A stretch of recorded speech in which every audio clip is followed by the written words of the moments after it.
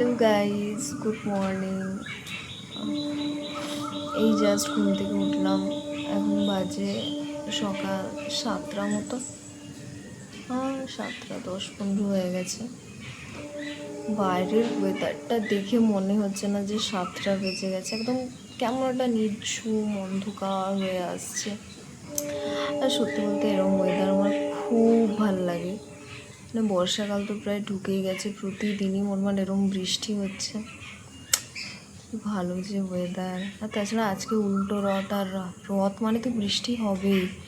এমনি রথের দিনেও প্রচুর বৃষ্টি হয়েছিল, আর উল্টো রথেও বৃষ্টি হবেই। সকালবেলা ঘুম থেকে উঠে এসেই আমি এরকম কয়েকটা ধূপ জ্বালিয়ে নিই বাড়ির চারিদিকে, তাই মেজাজটা খুব সুন্দর হয়ে যায় আর একটা খুব পজিটিভ এনার্জি আসে। পাখিগুলোকে খেতে দিয়েছিলাম, ওইখানে খুব অ্যাটেনশান নিয়ে দেখছিল। আমি অ্যাটেনশান ভেঙে দিয়েছি বলে এরকম করে মারপিট করছিল আমার সাথে। তারপরে আমি রান্নাঘরে চলে এলাম। তো ডেলি বেসিসে সকালবেলায় আমি হয় গরম জল না হলে জিরার জল কিছু একটা খাই। তো সেটাই বানিয়ে নিচ্ছিলাম নিজের জন্য, আর ভাইকে একটু লেবুর জল দেবো সেটাও বানাচ্ছিলাম। আর আমি আমার সকালটা খুব স্লোলি স্টার্ট করতে পছন্দ করি। মানে ঠিক ঘুম থেকে উঠে পড়েই হুড়পাড় করে কোনো কাজ করব, ওটা আমার দ্বারা হয় না। যতদিন অবধি আমি আমার স্কুল লাইফ কলেজ লাইফ কাটিয়েছি ততদিন অবধি খুব ভোরেই ঘুম থেকে উঠতাম, ওই 5টা-6টার মধ্যে। কিন্তু আফটার কলেজ এখন তো ঘুম ভাঙতেই চায় না সহজে। 7টা-8টা, মাঝে মধ্যে তো 9টা অবধিও বেজে যায়। যদি এটা খুবই বাজে অভ্যেস, সেটা আমাকেও চেঞ্জ করতে হবে। এখানে হাইফেনের আমি দুটো সিরাম কিনেছিলাম, ওটার মধ্যেই একটা ট্রাই করছি। বেশ লাইট ওয়েট, ভালো লেগেছে আমার। কিন্তু কেমন কাজ করবে সেটা তো 1 সপ্তাহ ইউজ করার পর বুঝতে পারবো আমি।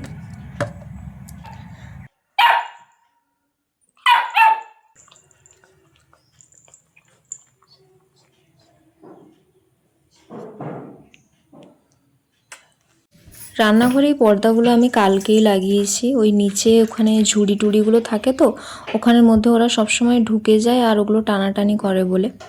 আর এদিকে পর্দা লাগানোর পর দেখছি ওদের একদম কি বলবো, মেজাজ আরও বেশি ভালো হয়ে গেছে। বারবার ওটার মধ্যে ঢুকছে, বেরোচ্ছে, মারপিট করছে। মানে আলাদাই একটা মজা পাচ্ছে পর্দাগুলো দেখে।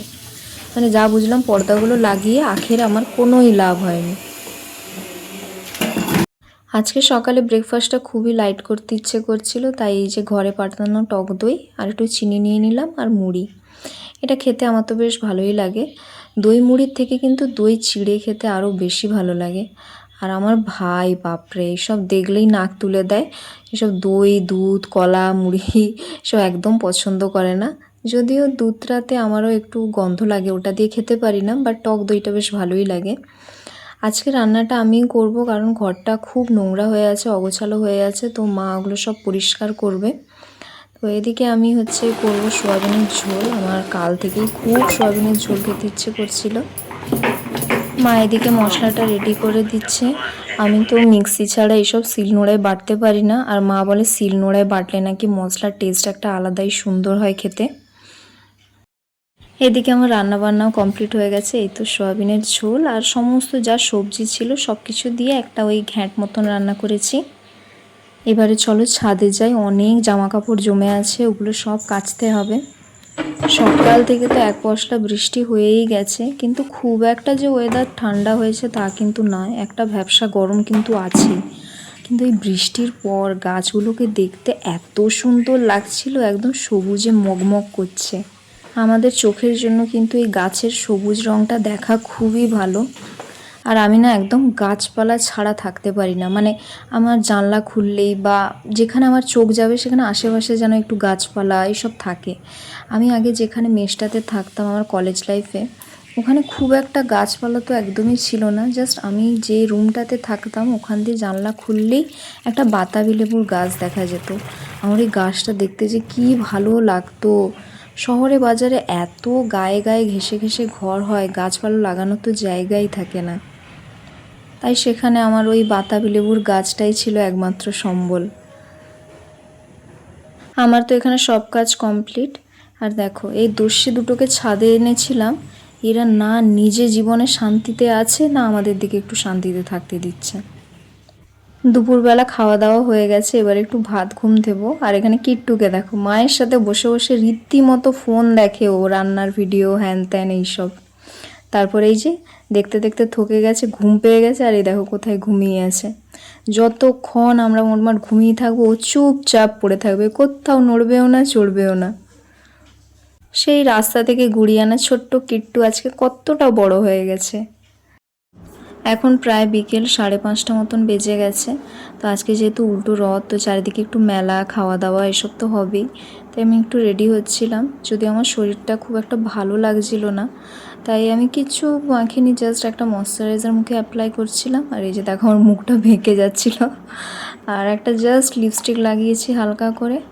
আর অ্যাজ ইউজুয়াল আমার ফেভারিট পারফিউম ছাড়া আমি কোথাও বেরোই না, অ্যাকচুয়ালি আমার স্মেলটা খুব ভাল লাগে। চলো রেডি হয়ে গেছি।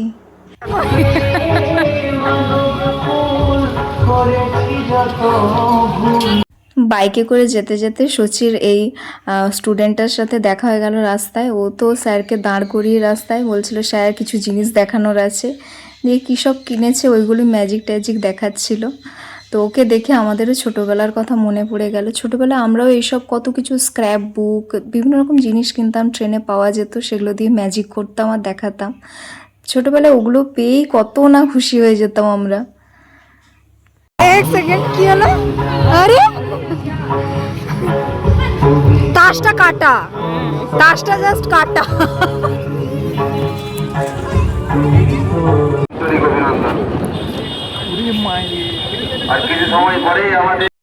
এখনও তো সন্ধে হয়নি, তাই ভিড় একটুখানি কম আছে। আগেই রাস্তার ধারে প্রচুর মেলা বসতো, কিন্তু এখন যেহেতু রাস্তার উপরে প্রচণ্ড ভিড় হয়, তাই মেলাটাকে অন্য জায়গায় শিফট করে দেওয়া হয়েছে, শুধু খাবারের দোকানগুলো আছে। আর শরীরটা যেহেতু আমার আজকে ভালো নয়, তাই বাইরের কোনো ফাস্ট ফুড খেতে পারিনি, এখানে শুধু জাস্ট ঘুগনি মুড়ি খাচ্ছিলাম। আর এখানে একটা রথ দেখলাম, সন্ধ্যা আরতি হচ্ছিল। আমার রথে দড়ি টানার ইচ্ছে ছিল, কিন্তু এখানটা এত ভিড় ছিল আর বাইক থেকে নামতেই পারছিলাম না। ওখান থেকে বেরিয়ে এসেই হাই রোডের ধারে এসে দাঁড়ালাম, বেশ কালো হয়ে মেঘ উঠেছিল। তারপর রাস্তায় আস্তে আস্তে দেখলাম এখানে ভোগের খিচুড়ি বিতরণ করা হচ্ছে। তো আমার ভাই বলেছিল যে যেখান থেকেই পাবি নিয়ে আসবি। তো এখান থেকে আমরা দুটো খেয়েছিলাম, আরও 2 প্যাক করিয়েছিলাম ঘরের জন্য। আমার তো যে কোনো জায়গারই ভোগের খিচুড়ি খেতে খুবই ভালো লাগে। দশমীর দিন যে খিচুড়িটা দিয়ে যায়, বা মন্দিরে যে কোনো ভোগের খিচুড়ির একটা আলাদাই টেস্ট হয়, যেটা ঘরে যতই ভালো করে বানাই সেই স্বাদ কিন্তু আনা যায় না। এটা একদম হাই রোডের ধারেই, এখানে প্রচুর মানুষ দাঁড়িয়ে খাচ্ছিল।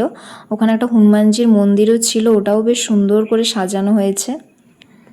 বাড়ি ফিরতে ফিরতে দেখি আমাদের বাড়ির কাছে রথটাও প্রায় ফিরে চলে এসছে। তো এখানেই রথের দড়ি ধরে টেনেছিলাম কিছুক্ষণ, বাতাসাও ছড়ানো হচ্ছিল।